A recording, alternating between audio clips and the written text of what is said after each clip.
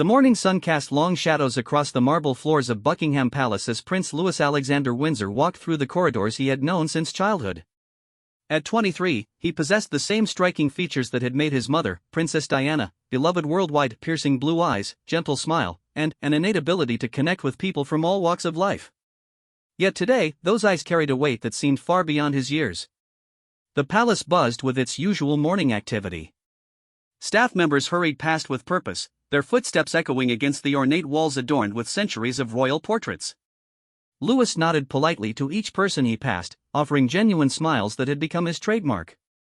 Unlike his older brothers, William and Harry, Louis had always been the quiet one, the prince who preferred listening to speaking, observing to commanding attention. "Your Royal Highness," called Margaret Thornton, the palace's longtime protocol advisor, as she approached with a tablet in hand. "The final preparations for today's ceremony are complete. The media presence is unprecedented, over 200 journalists from around the world." Louis paused, his hand resting on the banister of the grand staircase. Through the tall windows, he could see crowds already gathering outside the palace gates, despite the early hour. Flags waved in the gentle breeze, and he could hear the distant sound of excited voices. Today was supposed to be a celebration, a momentous occasion that would mark his official entry into full royal duties. "Thank you, Margaret," he replied softly. "Everything looks perfect." But, as Margaret walked away, Louis felt anything but perfect. For weeks, he had been grappling with a decision that would change not only his life but, potentially, the course of the monarchy itself. It was a decision born from years of quiet observation, countless conversations with ordinary citizens during his charity work, and a growing understanding of what true service really meant. His phone buzzed with a text message from his girlfriend, Emma Richardson. Unlike his brother's wives, Emma wasn't from aristocratic circles. She was a social worker from Manchester, someone who had dedicated her life to helping homeless families find stable housing. They had met 3 years ago when Louis was visiting a shelter, and her passion for helping others had immediately captured his attention. "Thinking of you today. Remember what we talked about. Whatever you decide, I'm with you. Love you." Louis smiled for the first time that morning. Emma understood him in ways that few people could. She had grown up in a working-class family, had seen firsthand the struggles that many British families faced, struggles that seemed worlds away from the opulent halls of the palace.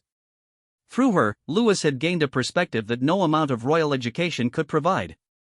He made his way to the palace's private family dining room, where breakfast was being served. King Charles III sat at the head of the table, reading through morning briefings while sipping his tea. Queen Camilla was reviewing the day's schedule, occasionally making notes in the margins. The atmosphere was one of quiet efficiency, the kind of controlled calm that preceded major royal events. "Good morning, Father, Camilla," Louis said as he took his seat. "Good morning, Louis," the king replied, looking up from his papers. "Are you prepared for today?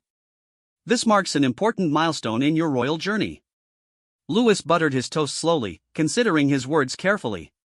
"I've been thinking quite a bit about what today represents, actually."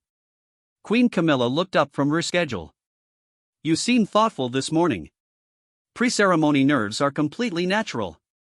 "It's not nerves exactly," Louis said, setting down his knife. "It's more about understanding what this ceremony really means, what accepting these new duties will require of me." The king studied his youngest son's face. Throughout Louis's life, Charles had watched him develop a unique approach to royal duty. Where William was naturally authoritative and Harry had been rebellious, Louis had always been introspective. He asked questions that others might not think to ask, spent time with people that other royals might overlook, and had a genuine curiosity about how the monarchy affected ordinary citizens. "You've always taken your responsibilities seriously," the king said. "That's one of your greatest strengths. But what if taking them seriously means questioning whether those responsibilities serve the people they're meant to serve?" Louis asked quietly. The question hung in the air for a moment. Queen Camilla set down her cup, and the king's expression became more focused. "What do you mean exactly?" Charles asked. Louis took a deep breath. For months, he had been formulating these thoughts, but speaking them aloud to his father felt monumental.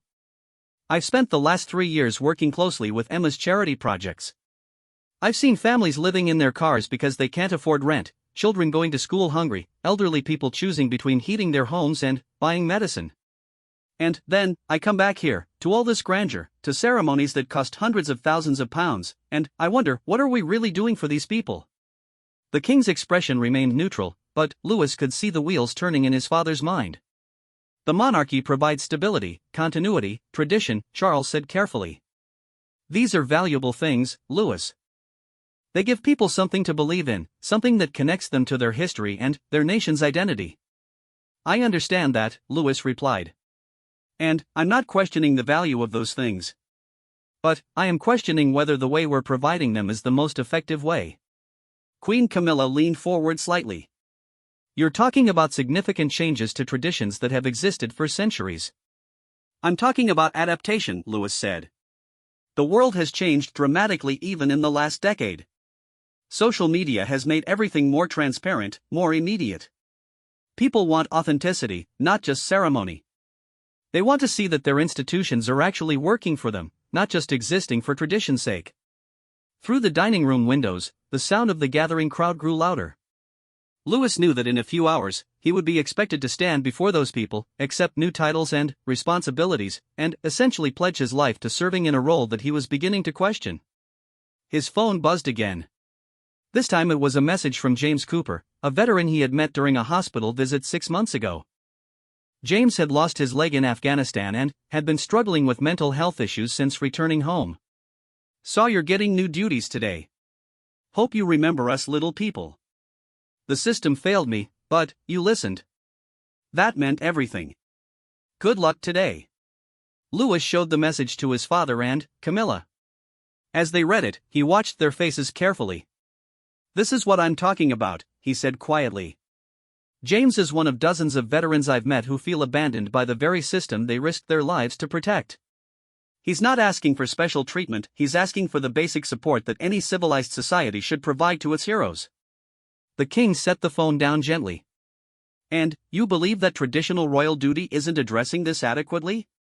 I believe that traditional royal duty is focused more on maintaining an image of perfection than on acknowledging and addressing real problems, Louis said. We cut ribbons for new hospitals while the NHS struggles with funding. We attend charity galas that raise money for causes that wouldn't need charity if our government policies were different. Queen Camilla looked thoughtful. You're suggesting that the monarchy should become more politically active? I'm suggesting that the monarchy should become more genuinely human, Louis replied. Politics aside, there are basic human needs that aren't being met. And we have a platform, resources, and influence that could make a real difference if we used them differently. The king was quiet for a long moment, stirring his tea absently. Louis knew this conversation was challenging everything his father had been raised to believe about royal duty and the monarchy's role in modern Britain. Tell me specifically what you would do differently, Charles said finally. Louis had been hoping for this question.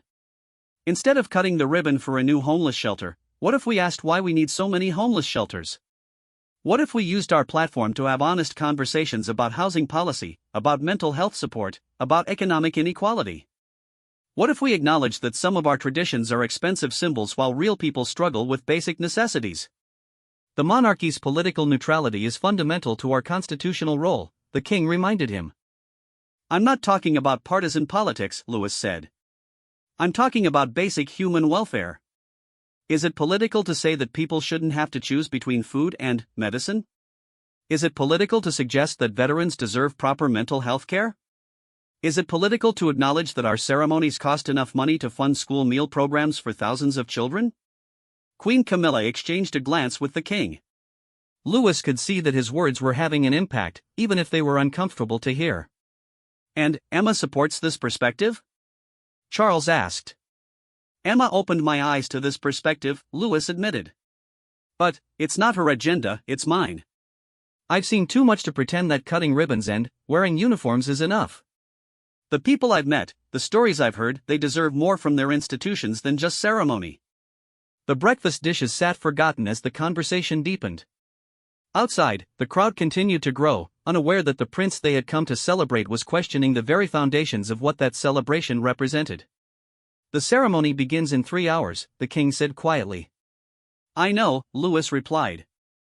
And I need to decide whether I can, in good conscience, accept new duties that I believe are fundamentally disconnected from the real needs of the people I'm meant to serve. The weight of those words settled over the room like a heavy blanket. Louis knew he was proposing something unprecedented, not just questioning royal protocol, but questioning the entire philosophy behind modern monarchy. "What would you propose instead?" Queen Camilla asked. Louis had thought about this extensively. A new kind of royal service. One that prioritizes substance over symbol, one that addresses real problems instead of just acknowledging them, one that measures success by actual positive change in people's lives rather than by media coverage or public approval ratings. That would require significant changes to how the monarchy operates, Charles observed. Yes, it would, Louis agreed. And it might require some uncomfortable conversations about wealth, privilege, and responsibility. But I believe it could make the monarchy more relevant, more respected, and more genuinely useful to the British people than it has been in generations. The clock on the mantel chimed 9 o'clock. Louis could hear increased activity in the corridors as staff prepared for the day's events. In 3 hours, he would need to make a choice that would define not only his own future, but potentially the future of the institution he had been born to serve. "I need some time to think," the king said finally. "We all do," Louis replied, standing from the table. "I'm going to walk in the garden for a while." As he left the dining room, Louis felt both relieved and terrified. He had finally spoken the thoughts that had been building inside him for months. Now he needed to decide whether he had the courage to act on them, knowing that whatever he chose would change everything, for himself, for his family, and for the monarchy itself. The palace gardens had always been Louis's refuge during times of uncertainty. As he walked along the perfectly manicured paths, he passed gardeners who had been working these grounds for decades. They nodded respectfully, but their familiarity with him allowed for genuine smiles rather than the formal acknowledgments he received from most palace staff. "Lovely morning, Your Royal Highness," called out Thomas Hartwell, the head gardener, who was tending to the rose bushes that had been Princess Diana's favorite. "Good morning, Thomas," Louis replied, pausing by the roses. "They're beautiful this year." "Your mother loved these particular blooms," Thomas said softly. "She used to say they represented hope, beautiful despite the thorns." The comment struck Louis deeply. His mother had died when he was just an infant, but throughout his life, he had heard countless stories about her approach to royal duty. She had been criticized by traditionalists for being too emotional, too accessible, too willing to break protocol. Yet she had connected with people in ways that had lasting impact. "Do you think she would have understood what I'm going through today?" Louis asked, surprising himself with the personal nature of the question. Thomas set down his pruning shears and looked at the young prince thoughtfully. "Your mother asked difficult questions too, Your Royal Highness. She wanted to know why things were the way they were, and whether they could be better. Sometimes that made people uncomfortable. Did it make the right kind of difference, though?" Louis asked. "She held dying AIDS patients when everyone else was afraid to touch them," Thomas said. "She walked through minefields to draw attention to weapons that were killing children years after wars ended. She hugged homeless people when the cameras weren't rolling. I'd say that was the right kind of difference." Louis nodded, feeling a connection to a mother he had never really known. But she also faced enormous criticism for those actions. "True change always faces criticism," Thomas replied. "The question is whether the criticism comes from people who want to protect others, or people who want to protect themselves." As Louis continued his walk, those words echoed in his mind. His phone rang. It was William calling. "Louis, I heard you had an interesting conversation with Father this morning," William said without preamble. "Word travels fast in this place," Louis replied. "Are you serious about this? About questioning the entire structure of royal duty?" Louis could hear the concern in his brother's voice. William had always been the responsible one, the heir who understood his destiny and prepared for it without question. "I'm serious about serving the British people in a way that actually helps them," Louis said. "And you don't think what we do now helps them? Do you?" Louis asked. "When was the last time one of our ribbon-cutting ceremonies actually solved a problem? When was the last time a royal visit changed someone's life in a meaningful way beyond just giving them a story to tell?" William was quiet for a moment. "That's not really the point of what we do, Louis. We provide stability, continuity, a sense of national identity." "But is that enough?" Louis pressed. "When people are struggling to feed their families, is our continuity actually valuable to them? When veterans are committing suicide because they can't get proper mental health care, does our stability matter? You can't solve all the world's problems, Lewis. I'm not trying to solve all the world's problems. I'm trying to use the privileged position I was born into to make a genuine difference for some people. Isn't that what leadership is supposed to be about? William sighed. What you're talking about would change everything.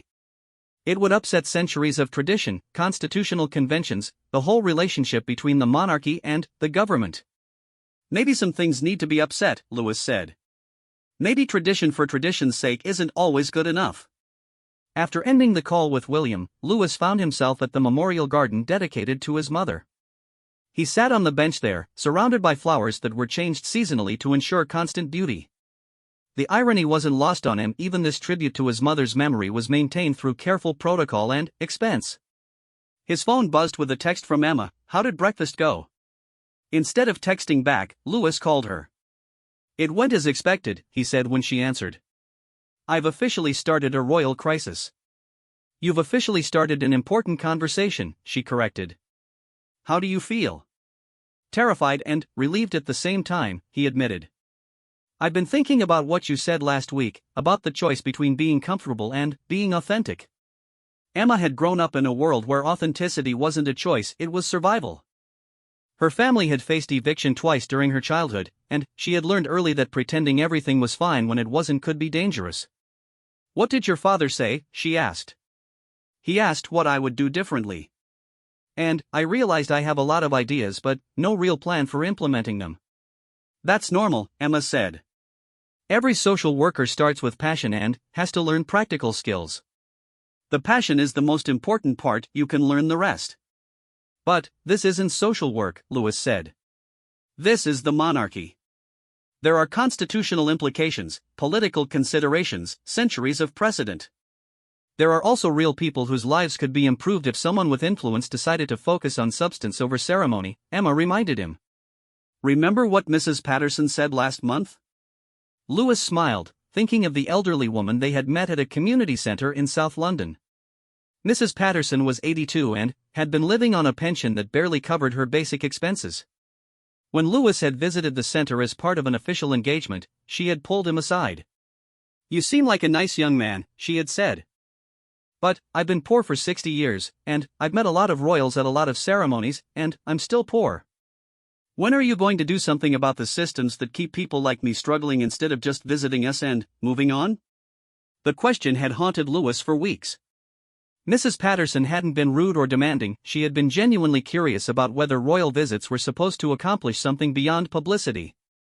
She asked me when we were going to address systems instead of just acknowledging problems, Lewis said to Emma. And what was your answer? I didn't have one. That's when I started questioning everything. After talking with Emma, Lewis walked back toward the palace. The crowds outside had grown significantly, and he could see television crews setting up for coverage of the afternoon ceremony. The sight of all that attention focused on what he was beginning to see as an elaborate piece of theater made his stomach tighten. He found his father in the study, reading through official papers. King Charles looked up as Lewis entered, and the expression on his face was thoughtful rather than stern. I've been thinking about our conversation, the king said. And? Lewis asked, taking a seat across from his father's desk. And I realized that you're asking questions that I should have been asking myself. Charles set down his papers and leaned back in his chair. When I was your age, I had similar concerns about relevance and effectiveness. But I was told that those questions were above my pay grade, that my job was to fulfill my role as defined by tradition and constitutional precedent. Do you regret accepting that guidance? Lewis asked. I regret not pushing harder for answers, Charles admitted.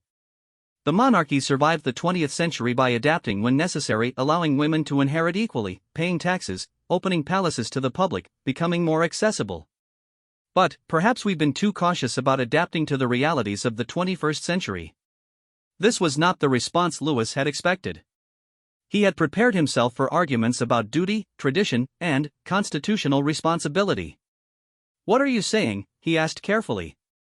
I'm saying that your questions deserve serious consideration, not dismissal, Charles replied. But I'm also saying that any changes need to be thoughtful, strategic, and sustainable. You can't simply reject royal duty, you need to redefine it in a way that serves both the institution and the people. Louis felt a surge of hope mixed with trepidation. Are you suggesting that there might be room for the kind of changes I'm talking about?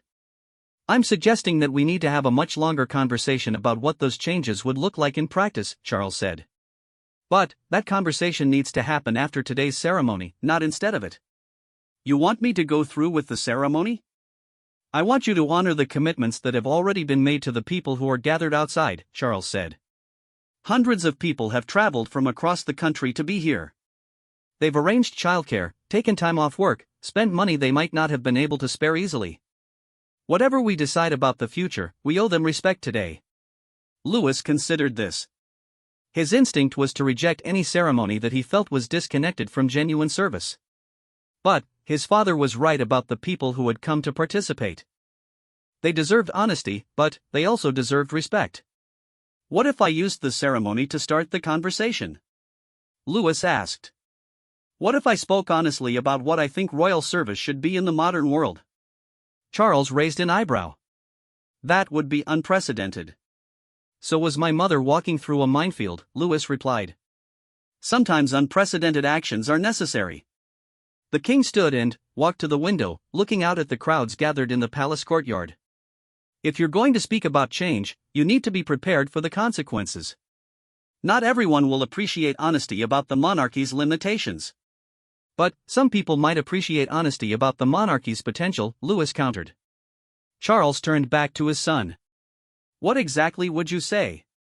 Louis had been thinking about this throughout his walk in the garden. I would acknowledge that traditional royal duty has value, but that value needs to be measured by real impact on people's lives, not just by successful completion of ceremonial obligations. I would commit to using whatever influence and resources I have to address specific, measurable problems. And I would ask for public accountability. If I'm going to accept these new responsibilities, I want people to judge my success based on actual outcomes, not just good intentions.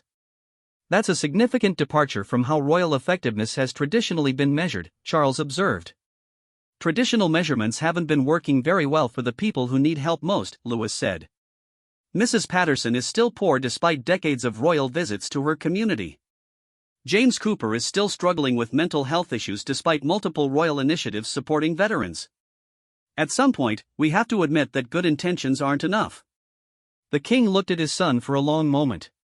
Louis could see decades of royal training warring with genuine concern for the monarchy's relevance and effectiveness. If you do this, Charles said finally, there's no going back. Once you've committed publicly to a new approach to royal duty, you'll be held accountable for delivering on that commitment. Good, Louis said. I want to be held accountable. Accountability might be exactly what the monarchy needs to remain relevant in the modern world. As they talked, both men could hear the increasing activity outside. The ceremony was now less than 2 hours away, and the moment for final decisions was approaching rapidly. The Great Hall of Buckingham Palace had been transformed for the ceremony. Hundreds of guests filled the ornate space, members of parliament, military leaders, representatives from charities and organizations that Louis had worked with, foreign dignitaries, and carefully selected members of the public. Television cameras positioned discreetly around the room would broadcast the event to millions of viewers worldwide. Louis stood in the anteroom adjacent to the hall, dressed in the formal military uniform that had been specially tailored for this occasion. The deep blue fabric was adorned with medals and ribbons representing various honors and appointments. He looked every inch the royal prince that centuries of tradition had shaped him to be, yet inside, he felt fundamentally different from the person who had worn similar uniforms just that morning. Queen Camilla approached him, carrying a small jewelry box. Your father thought you should have this, she said, opening the box to reveal a simple gold signet ring that had belonged to Prince Philip. Grandfather's ring, Louis said softly, taking it from the box. The weight of it in his palm felt significant beyond its actual mass. He believed that real leadership meant asking difficult questions and being willing to accept difficult answers, Camilla said. Your father thought you should remember that today. As Louis slipped the ring onto his finger, he felt a connection to previous generations of royals who had grappled with the tension between tradition and progress. His great-grandfather had abdicated the throne for love. His grandfather had modernized royal protocols while maintaining institutional respect. His grandmother had guided the monarchy through decades of social change. Each had faced moments when personal conviction had to be weighed against institutional obligation. "Your Royal Highness," said the ceremony coordinator, a woman named Patricia Wells who had been organizing royal events for over 20 years. "We're ready to begin." Louis nodded and took a deep breath. Through the doorway, he could see his father and Camilla taking their seats in the front row.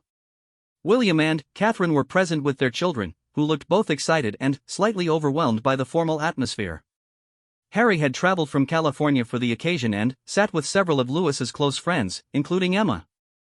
Emma looked beautiful in a simple blue dress that complemented her auburn hair.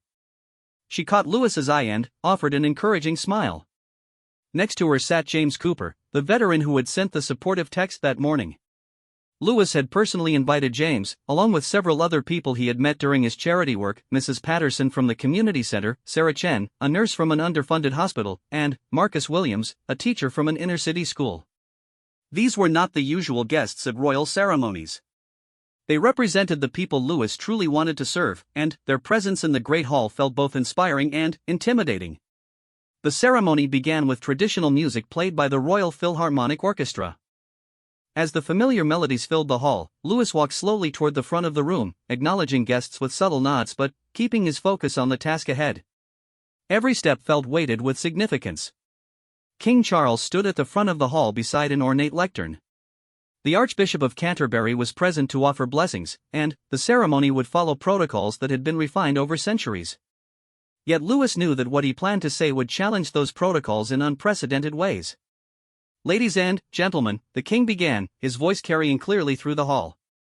"We gather today to recognize Prince Louis as he accepts expanded royal duties and commits himself more fully to serving the people of the United Kingdom and the Commonwealth." The formal words washed over Louis as he stood before the assembled crowd. He could see television cameras capturing every moment, knowing that his next words would be analyzed and discussed around the world. Yet his focus remained on the faces of people like James Cooper and Mrs. Patterson, people whose lives represented the real stakes of royal service. "Prince Louis," the king continued, "do you solemnly promise and swear to serve the people of the United Kingdom and the Commonwealth with integrity, dedication, and honor?" This was the moment Louis had been preparing for throughout the morning. Traditional protocol called for a simple affirmative response followed by the formal acceptance of new titles and responsibilities. Instead, Louis stepped forward and asked permission to address the assembly. "Your Majesty, distinguished guests, my fellow citizens," he began, his voice steady despite the magnitude of what he was about to do.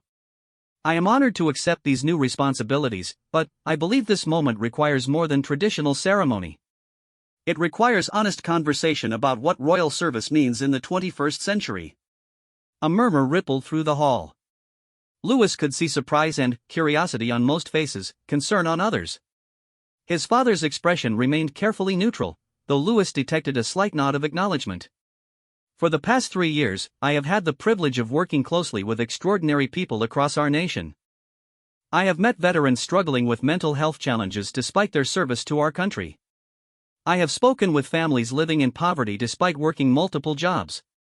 I have seen teachers using their own money to buy supplies for their students, nurses working impossible hours in understaffed hospitals, and elderly citizens choosing between heating their homes and buying food."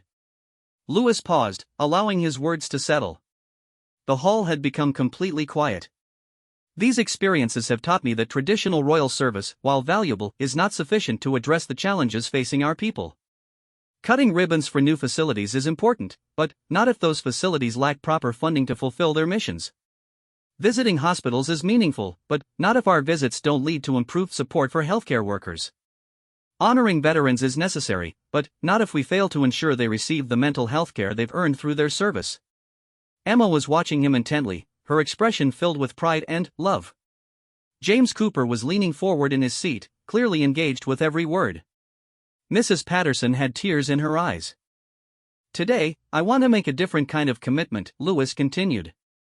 "I promise to measure my success not by the number of events I attend or the amount of positive media coverage I receive, but by the actual positive change in people's lives that results from my work."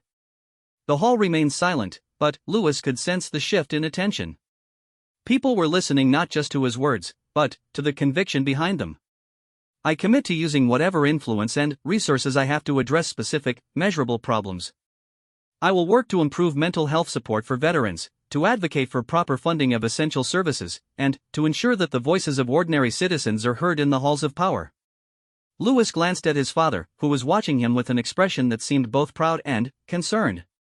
I understand that this approach may challenge traditional expectations of royal behavior. I accept that some will criticize this departure from conventional protocol. But I believe that authentic service requires more than maintaining traditions, it requires adapting those traditions to serve the genuine needs of the people we're meant to help. The silence in the hall had become profound. Louis could see that his words were having a significant impact on the assembly, though he wasn't yet sure whether that impact would be positive or negative in the long term. I want to be held accountable for these commitments, he said. I invite the British people to judge my success not by my intentions, but by my results. If, in 5 years, veterans like James Cooper still struggle to access mental health care, if families like Mrs. Patterson still choose between basic necessities, if teachers like Mr. Williams still buy school supplies with their own money, then I will have failed in my duty regardless of how many ceremonial obligations I have fulfilled. Louis could see that some guests were clearly moved by his words, while others appeared uncomfortable with this departure from expected royal rhetoric. The television cameras continued to capture every moment, ensuring that his unconventional speech would be analyzed and debated extensively. Your Majesty, Louis said, turning to his father, I accept these new responsibilities with full understanding that I am committing to serve the British people in a way that prioritizes their real needs over traditional expectations. I promise to use whatever privileges I have been given by birth to create genuine opportunities for those who have been given fewer advantages. King Charles stood and approached his son. For a moment, the hall held its collective breath, uncertain how the monarch would respond to such an unprecedented approach to accepting royal duties. Prince Louis, the king said, his voice carrying both formality and emotion, your commitment to authentic service honors the best traditions of our family while pointing toward a future that serves all of our people more effectively. The king paused, and Louis could see that his father was making his own choice about how to respond to this moment. I accept your promise on behalf of the Crown and the people of the United Kingdom. May your service bring real hope to those who need it most, and may your accountability inspire all of us to measure our own effectiveness by the positive difference we make in the lives of others. As the king spoke these words, Louis felt a profound shift in his understanding of what this ceremony meant. It was no longer just about accepting traditional duties, it had become about committing to a new vision of what royal service could be. The Archbishop of Canterbury stepped forward to offer a blessing, but even his words seemed to take on new meaning in the context of Louis's unconventional commitment. May you serve with wisdom, courage, and compassion, the Archbishop said. May your work bring justice to the oppressed, hope to the struggling, and healing to those who suffer. As the formal ceremony concluded, Louis looked out at the assembly and realized that he had fundamentally changed not only his own relationship to royal duty, but potentially the public's expectations of what that duty should accomplish. The applause that followed was different from typical royal ceremony applause. It seemed more thoughtful, more engaged, more invested in the success of what had just been promised. But Louis also knew that the real test would begin immediately. He had publicly committed to measurable change in people's lives, and the British people would be watching to see whether his actions matched his words. The weeks following the ceremony brought a whirlwind of reactions that exceeded even Louis's expectations. The speech had been broadcast live around the world, and the response was as polarized as it was intense. Traditional monarchists criticized what they saw as an inappropriate politicization of royal duty, while progressive voices praised Louis for acknowledging the monarchy's potential for meaningful social impact. Louis sat in his newly assigned office at Kensington Palace, reading through hundreds of letters that had arrived from across the United Kingdom and beyond. Many were from ordinary citizens sharing their own struggles and expressing hope that his words might lead to actual change. Others were from critics questioning whether he understood the constitutional limitations of his role. One letter particularly struck him. It was from a woman named Helen Morrison in Newcastle, whose son had served 3 tours in Afghanistan before taking his own life after struggling to access proper mental health care. Your Royal Highness, the letter read, I watched your ceremony and heard your promise to help veterans like my son.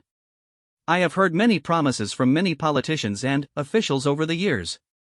My son David died waiting for help that never came. I am not writing to criticize you, but to ask whether you truly understand what it means to promise help to families like mine. If you do understand, and if you can actually make a difference, then David's death might at least help prevent other families from losing their children the same way. Louis set the letter down and stared out the window at the London skyline. Helen Morrison's words captured exactly what he had been trying to express during the ceremony, that good intentions were not enough, that promises needed to be backed by concrete action, and that real people's lives hung in the balance of whether institutional responses were effective or merely symbolic. His assistant knocked and entered with an update on the meetings that had been scheduled in response to his speech. Your Royal Highness, the Secretary of Defense has agreed to meet next week to discuss veteran mental health services. The Chancellor's office has requested a briefing on your housing initiatives. And you have interviews with the BBC, ITV, and Channel 4 to explain your new approach to royal service. Thank you, Sarah, Lewis replied. Has there been any response from number 10? The Prime Minister's office issued a statement saying they look forward to continuing the traditional cooperation between the government and the royal family, Sarah said carefully. They emphasized the importance of constitutional boundaries. Lewis understood the subtext. The government was politely reminding him that royal family members were not supposed to challenge policy decisions or advocate for specific political changes. But Lewis had been careful in his speech to focus on outcomes rather than specific policies. He wanted better mental health care for veterans, but he wasn't demanding particular legislative approaches to achieving that goal. His phone rang. It was Emma calling from Manchester, where she had returned to work the day after the ceremony. How are you holding up? She asked. Overwhelmed but determined, Lewis admitted. I'm getting responses from every direction, some supportive, some critical, some just curious about whether I'm serious. Are you serious? She asked, though her tone suggested she already knew the answer. More serious than I've ever been about anything, he replied. I just read a letter from a mother whose son died by suicide while waiting for mental health care.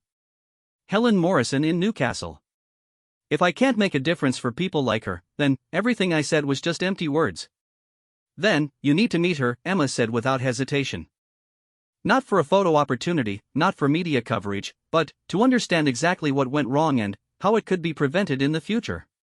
The protocol office will have concerns about that kind of informal meeting, Lewis said. Since when do you care more about protocol than about people? Emma challenged gently. That afternoon, Lewis made a decision that would set the tone for his new approach to royal service. Instead of scheduling a formal, carefully managed meeting with Helen Morrison, he contacted her directly and asked if he could visit her at her home in Newcastle. No media, no formal entourage, just a conversation between two people who cared about preventing veteran suicides. 3 days later, Lewis found himself sitting in Helen Morrison's modest living room, looking at photographs of her son David in his military uniform. Helen was a retired teacher in her 60s, with gray hair and eyes that reflected both profound sadness and determined strength.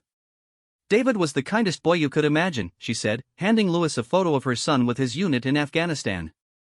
He joined the army because he wanted to help people, to serve his country. When he came back, he was different. Not broken, just changed. He had seen things, done things that civilian life couldn't make sense of. Lewis listened carefully as Helen described David's return to civilian life, his struggles with sleep and concentration, his difficulty maintaining relationships, and his growing isolation. He knew he needed help, Helen continued. He asked for help. But the system failed him at every level. First appointment available was 6 months away. When he finally got seen, they prescribed medication but no counseling. When he asked for counseling, he was put on another waiting list. When he called the crisis line, he was told to go to the emergency room. When he went to the emergency room, they kept him overnight and discharged him with a pamphlet. How long did this continue? Lewis asked. 2 years, Helen said. 2 years of him asking for help and the system telling him to wait, to try different medications, to call different numbers. And then, one morning I found him in the garden shed. The room fell silent.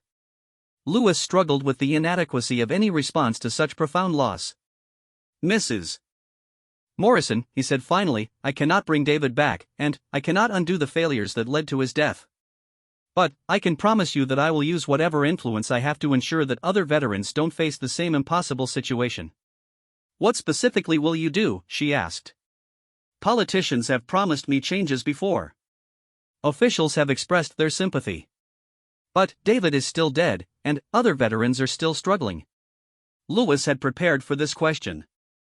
I want to create a direct intervention system, a way for veterans in crisis to bypass the normal waiting lists and bureaucracy.